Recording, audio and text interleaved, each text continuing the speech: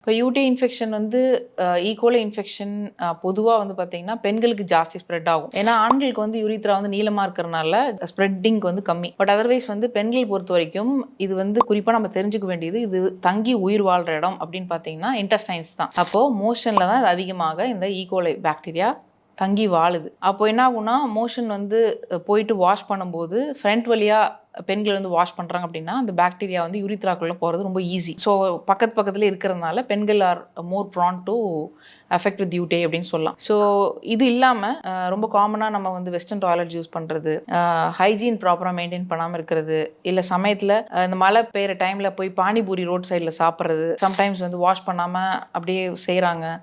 ஒரு ஹைஜீனே இல்லாத ஒரு இடத்துல போய் நம்ம சாப்பிட்றோம் அப்படின்னா வாட்டர் கண்டாமினேட்டடாக கூட யூடிஐ வந்து நமக்குள்ளே போகலாம்.